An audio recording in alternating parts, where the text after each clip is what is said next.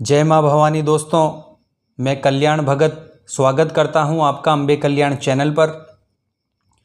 दोस्तों, आज हम बात करेंगे कि पूजा करते समय या साधना करते समय वो समय कब आता है जब दिव्य शक्तियाँ साधक के कानों में सब कुछ बताने लगती है। आज का वीडियो इसी विषय के ऊपर है। दोस्तों, यह बात बिल्कुल सत्य है, 100% सत्य है कि शक्तियाँ साधक के कानों में सब कुछ बता देती है। लेकिन दोस्तों, ये एक दिन की पूजा पाठ से या ध्यान साधना से नहीं होता।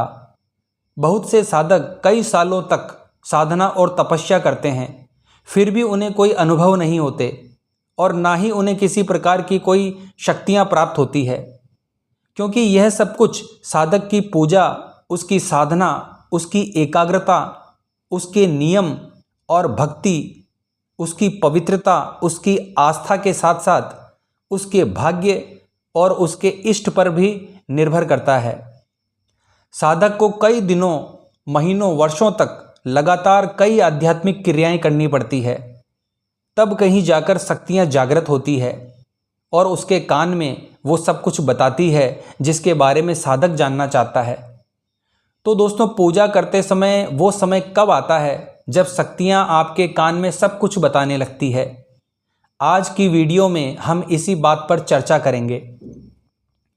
वीडियो में आगे बढ़ने से पहले मैं चाहूँगा दोस्तों, अगर आप हमारे चैनल पर नए हैं तो हमारे चैनल को लाइक और सब्सक्राइब अवश्य करें और बेल आइकन के निशान को प्रेस कर लें ताकि आने वाली वीडियो का संकेत आपको मिलता रहे। तो चलिए आगे बढ़ते हैं वीडियो के माध्यम से और जानते हैं कि एक साधक को किन किन नियमों से गुजरना पड़ता है, वो कब योग्य बनता है।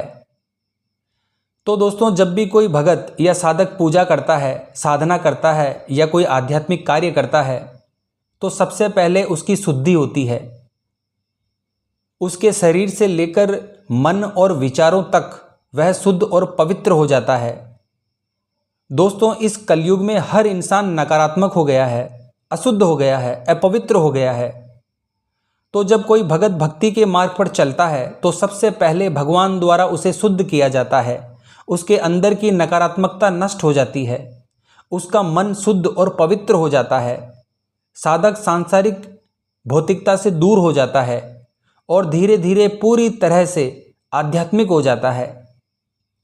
दोस्तों, जब साधक पूरी तरह से शुद्ध हो जाता है तो वह दूसरी अवस्था में पहुंच जाता है। धीरे धीरे साधना के द्वारा उसकी शक्तियां जागृत होने लगती है। शक्तियों के सूक्ष्म अंश धीरे धीरे उसे मिलने लगते हैं, प्राप्त होने लगते हैं। सूक्ष्म शक्तियों की जो ऊर्जा है वह उसके शरीर में एकत्रित होने लगती है। उसके शरीर की कुंडलिनी शक्ति जागृत होने लगती है। एक एक करके उसके सभी चक्र जागृत होने लगते हैं और साधक दिन प्रतिदिन आध्यात्मिक उन्नति करने लगता है। साधक का आभामंडल बहुत प्रबल हो जाता है उसकी भक्ति के कारण। इतनी अधिक ऊर्जा उत्पन्न होने लगती है कि साधक के शरीर के चारों ओर एक सुरक्षा कवच बन जाता है, जिससे कोई भी नकारात्मक शक्ति आसानी से उस कवच को भेद नहीं सकती। जब साधक पूजा करता है तो उसका शरीर गर्म हो जाता है। कभी कभी उसे ऐसा महसूस होता है जैसे उसके शरीर से भाप निकल रही हो, या कभी कभी उसे यह भी महसूस होता है कि उसका शरीर ठंडा हो गया है। साधक की निरंतर भक्ति से उसकी तप की शक्ति बढ़ने लगती है। प्रतिदिन पूजा पाठ और मंत्र जाप से उसका शरीर ऊर्जावान हो जाता है और साधक को दिव्य ऊर्जा मिलती है और दिव्य तत्वों की प्राप्ति होने लगती है और तभी साधक को दूत प्रदान किए जाते हैं। यह दूत हमेशा उसके साथ रहते हैं। धीरे धीरे साधक को दिव्य अनुभव होने लगते हैं।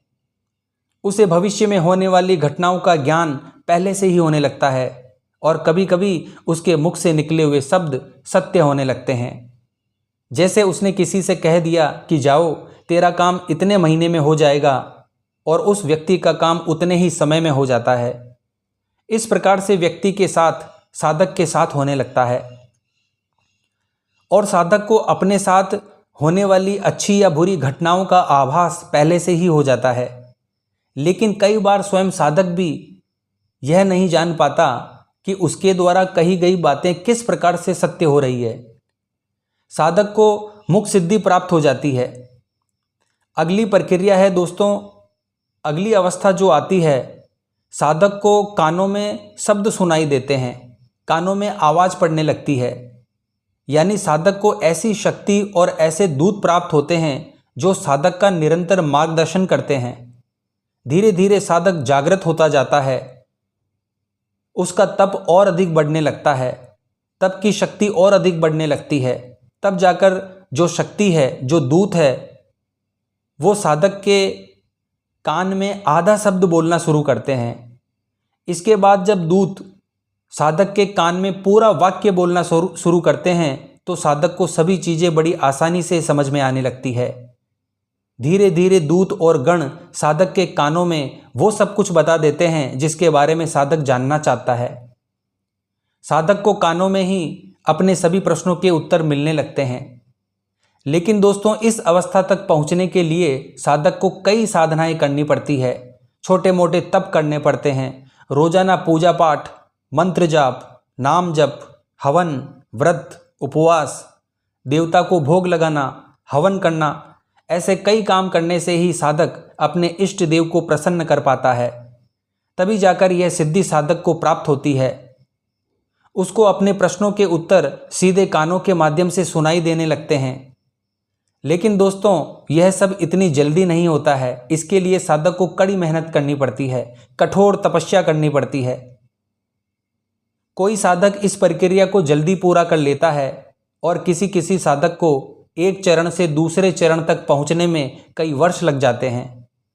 कुछ लोगों को बहुत ही कम समय में यह सिद्धि प्राप्त हो जाती है, क्योंकि दोस्तों व्यक्ति के पिछले जन्म का भी बहुत योगदान होता है।